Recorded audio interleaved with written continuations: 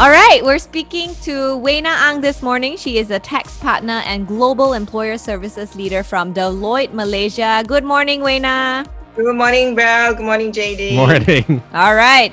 So we're going to get what your predictions are for Budget 2021, which will be tabled later today. But first of all, let's just address the most pressing question, I guess, in a lot of Malaysians' minds.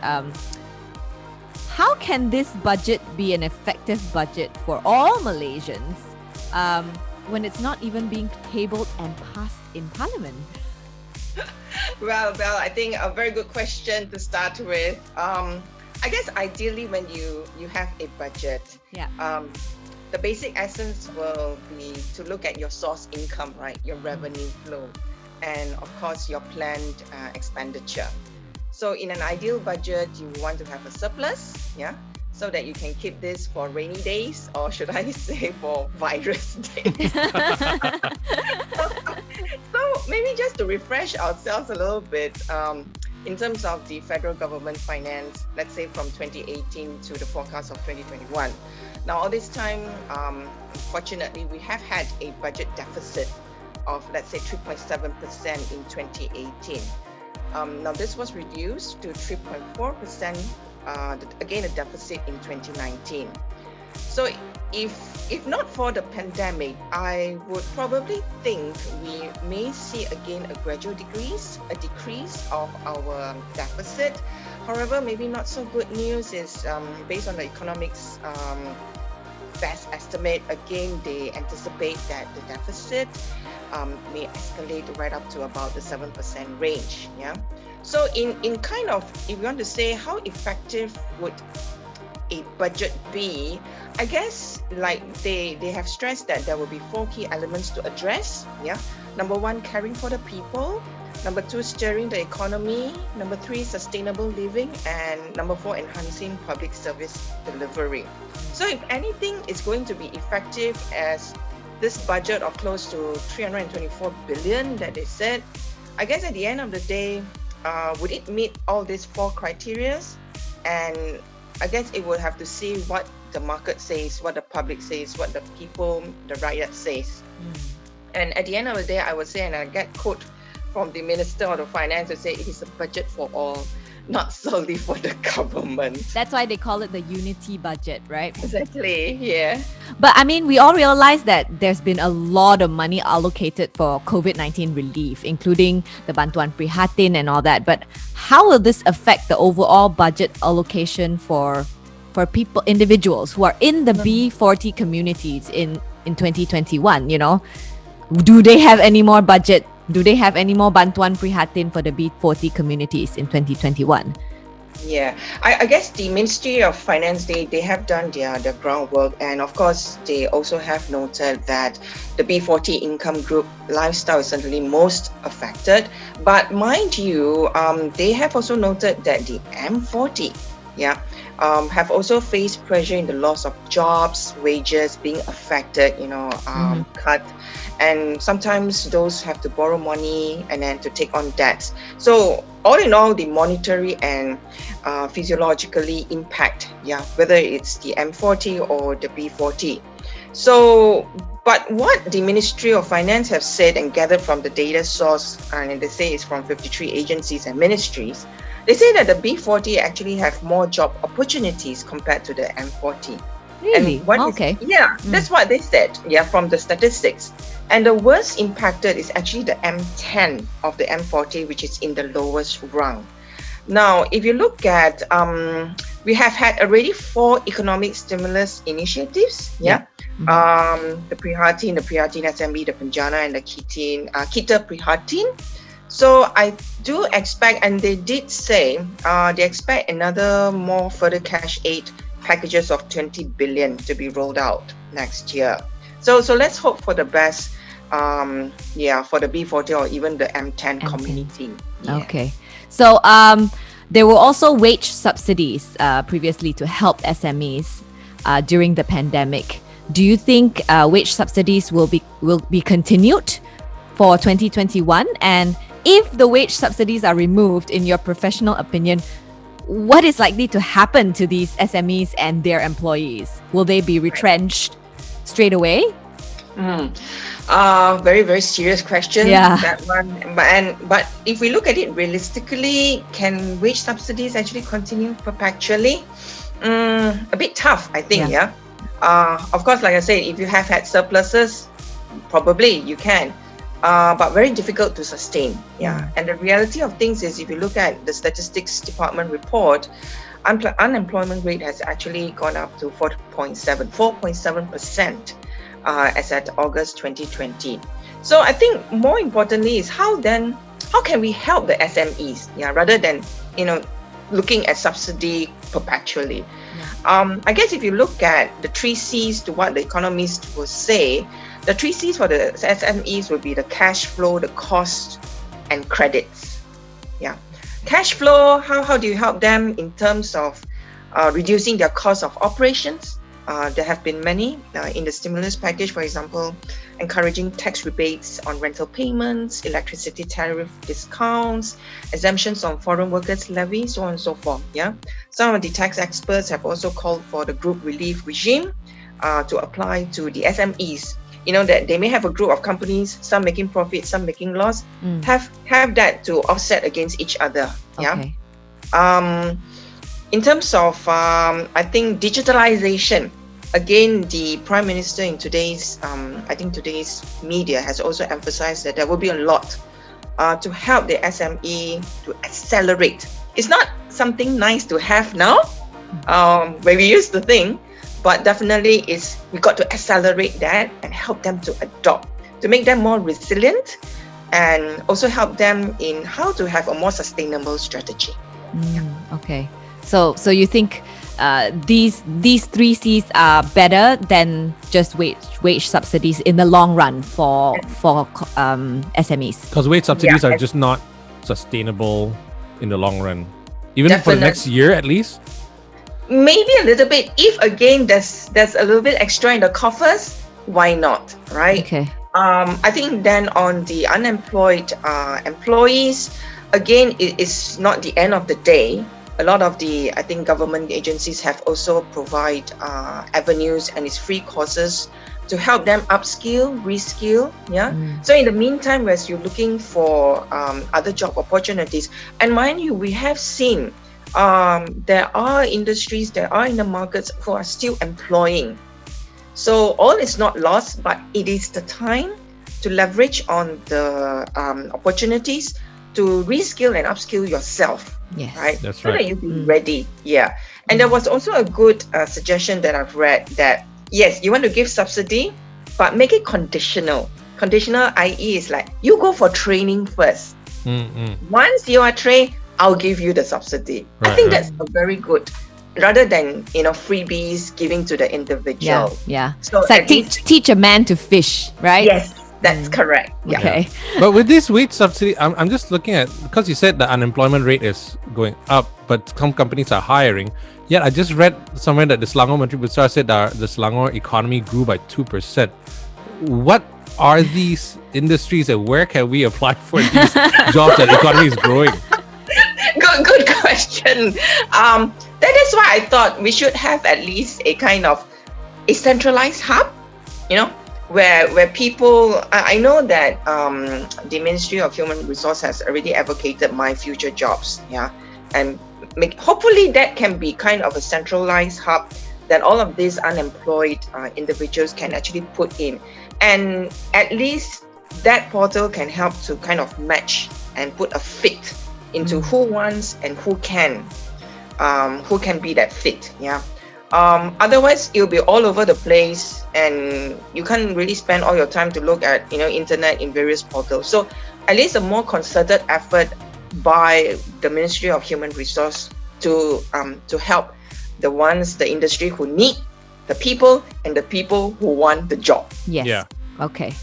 Now let's talk about COVID cases, right? Like we have an increase of cases throughout the country. We are facing a third wave right now, and we're not sure whether we have enough of these medical equipments, PPEs, and support for our medical frontliners. So can we expect more stimulus packages for medical purposes including maybe improving facilities in government hospital in budget 2021? Definitely, and I think you would have read from the Prime Minister's comments today that they indeed are putting aside huge budget to allow at least 70% of our population for vaccine. I think that's a very, very reassuring statement from him. And again, I would say the PPE, the medical industry, a lot of the conversations we have had with the industry players and all that, and everybody is saying that, look, can we have this consolidated medical hub rather than the players themselves playing on their own, but have that whole supply chain, have it there so that you can actually connect each other and to enhance that value chain, make that most out of it.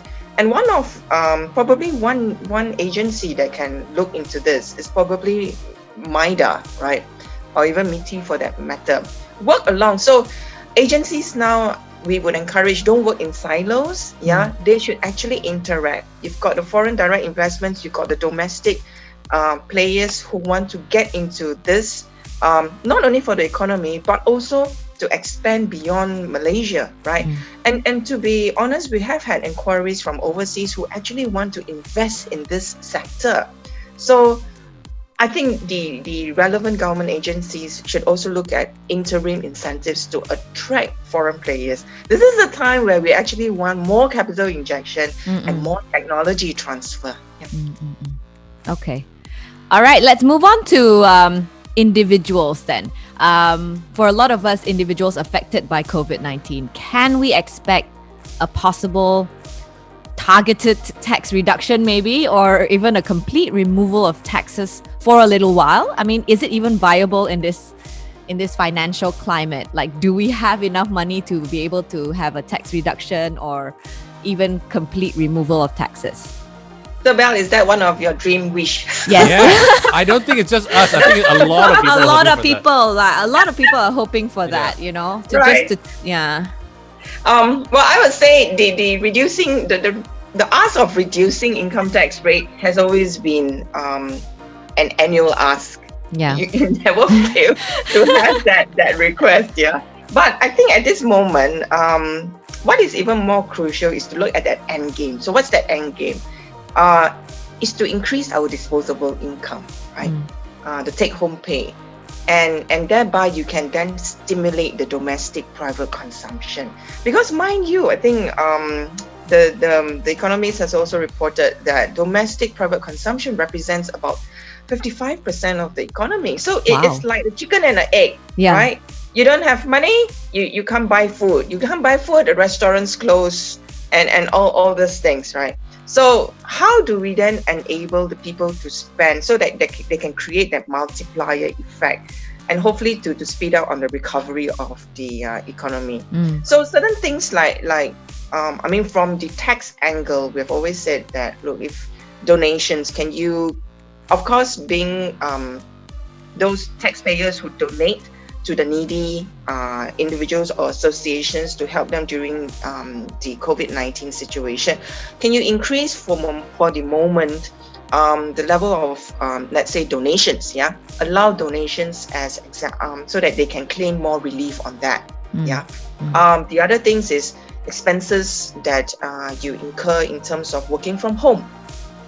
I'm sure many would have gotten, say, notebooks. Some even during the past 6 months have asked, hey, which are the ones that can offer good deals on computer systems and all, second monitor and all that, increasing internet bandwidth and all of these expenses relating to working from home. Can you allow more reliefs? Even the hotels, let's say you want to support the hotels, you are so sick of working from home, but you can work from hotel. Which is also letter 8, right?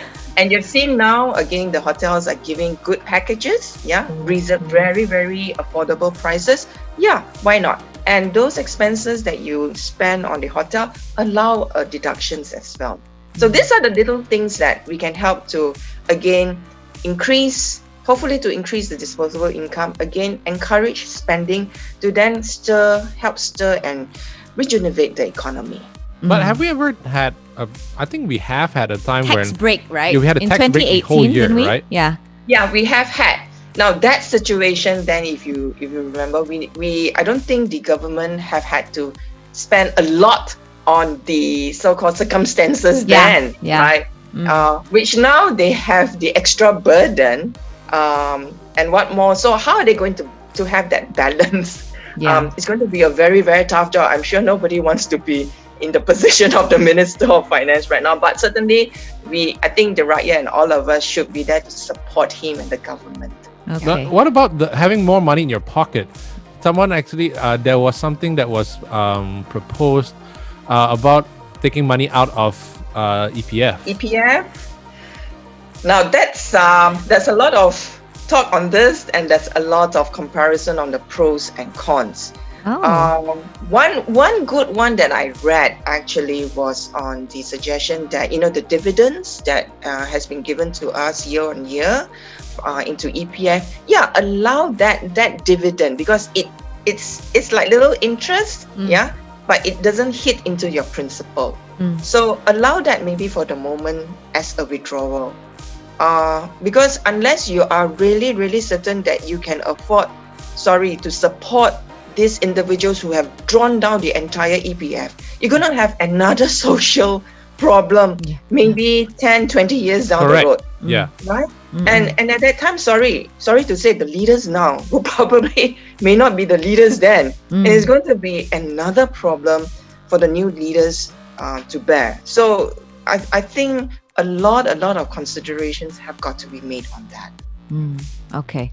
Now let's talk about the moratorium. A lot of talk has been going on as well about loan moratoriums for businesses. Can we expect to see a further push to increase the moratorium, or that was offered during, the first wave in March, April, May, and then it was extended until extended for another 3 months, wasn't it? Yeah, correct. So I would say it's a good wish again. Now, whether or not the banks themselves, whether the banks need to earn their keep, right? Yeah. So how do we again balance that altogether? If the banks can support, and I think this is definitely something that Bank Negara will be working along with the government, along with the financial institutions, to look at how best can we push for at least a little bit more extra, right?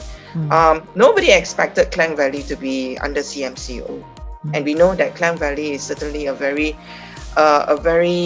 significant stimulant, to the Malaysian, to the economy so now that we have been locked down and looking at the numbers, it has not come down. I do foresee that we will be for another 2 more weeks. Yeah, we're ready to stay on for a few months at home. Yeah. Until next year. Right? So you see, 3 of us 1 year ago we were in your studio, right? Yeah. Now it's still business as usual, even though we are at 3 different locations. Yeah. So certainly, if again the players in the relevant agencies and players in the market can come to a compromise to see how far we can stretch, I think they would definitely do for the best of everybody. But the moratorium, it's not like you're wiping out debt, it's just pushing it back, right? So I don't see why there needs to be so much discussion in a way. So there were a lot of, if you recall, there were a lot of talks would there be add-on interest, how the calculation is and all that. I think as far as if they can convince that you're not at a loss, you're just deferring that. And I think the other thing, we should also be considerate to the banks to see if they can sustain, because you can imagine it's not only this, they probably would have maybe loans that they cannot recover, right? So how are they going to sustain themselves? So there will be a lot of balancing act, I would have to say, rather than just a pure thought to, it's just very easy, just extend a few more months. Right. Yeah. What are the banks gonna make in a few more months that they just defer your loan, right? I think they're gonna be fine though. These are banks, right? Hey, they keep money. It's not that they make money, they keep money for you. Well, as it is, the interest rates have been falling and falling Yeah. and falling. So Yeah. they are not earning much. But of course, for those who want to capitalize on lower interest rates for loans, and if they can still afford, this is actually a very good Very timing. good time Yeah. to get Yeah. a loan. Yeah. Okay. Now, Weina, we all know that one of the worst hit industry is the Malaysia's tourism industry, right? So what can we expect from this budget to hopefully aid in boosting our tourism again? Nobody would have expected this pandemic. Yeah. And it's worldwide too, right? Exactly, Everybody is exactly. facing the same Yeah. kind of problems. Exactly. Yeah. So I mean, in how I would look at it from an individual point of view is, again, number one, probably how do we revitalize the hotel industry? Again, number one, when can the international borders be open? The moment we cannot open our borders means we have to rely on our domestic tourism. And if we cannot even contain our numbers of virus infections, the domestic tourism will not boom as well. So again, it's a chicken and an egg kind of thing. So we've got to take care of ourselves first, in order that we can help to take care of the industry, right? Of course, the hotels, you can see that, again, they are doing a lot of very attractive packages, like we mentioned earlier. And I mentioned about the travel reliefs, the domestic, encouraging more people to travel domestically, increase the amount of domestic travel relief. Maybe at the hotel side, again, temporarily abolishment of the service tax levy, again making it cheaper and affordable. Again, we look at the travel bubbles. You can see that Singapore is already starting to look at opening travelers from Hong Kong, I think. Yeah, correct. Really, countries that have been successful in curbing COVID-19. It's not just opening, to who they like and all that, right? So look at those. Medical tourism, like I said earlier, right? How again we can help and boost up the medical hub, and how then can we sustain that tourism industry? Again, you got to look at the companies, your low moratorium, like you said earlier, right? Helping the company in terms of rental rebates. Again, whether or not some have suggested for 2-tier wage subsidy for those in the tourism industry for their employees. Again, maybe the income earned, the revenue that they earn for 2020 or 21. Do we have maybe a special year tax waiver for this industry?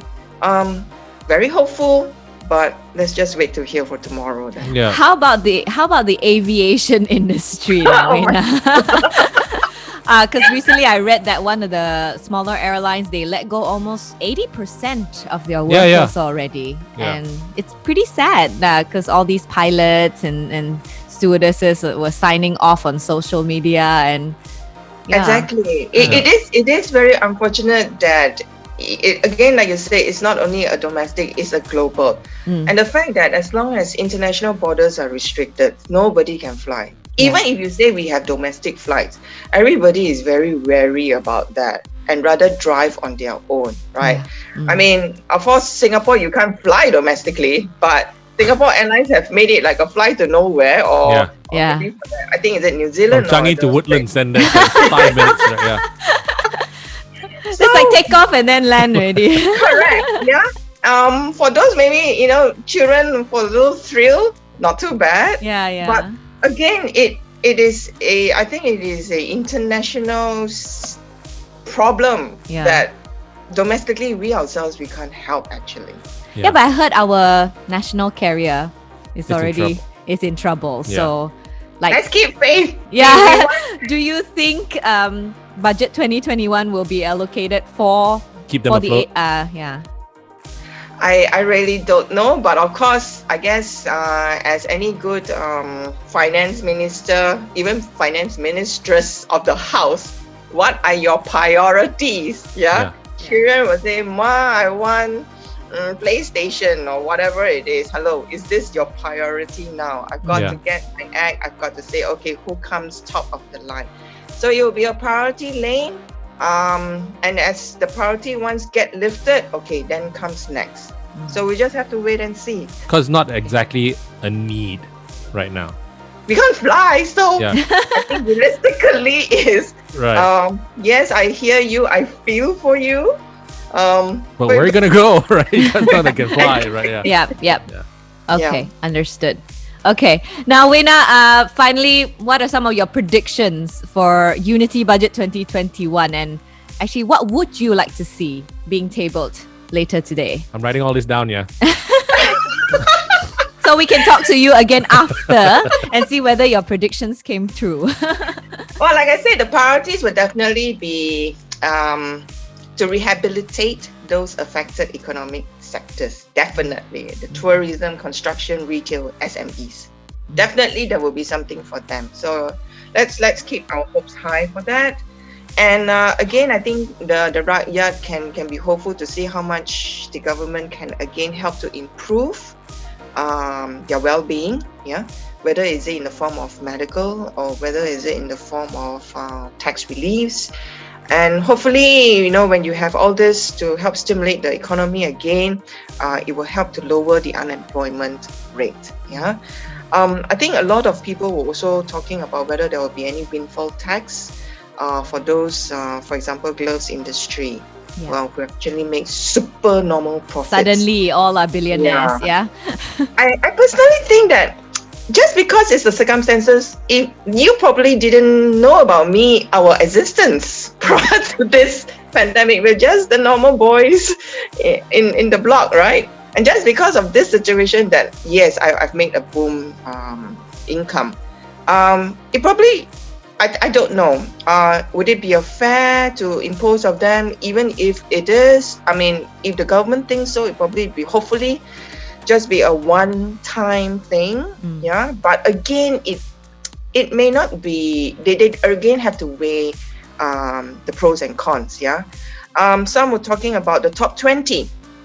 We talk about the B40, we talk about the M40. The top 20 again. Last year's income, the last round, the income tax rates, the highest marginal tax rate went up from 28% to 30%.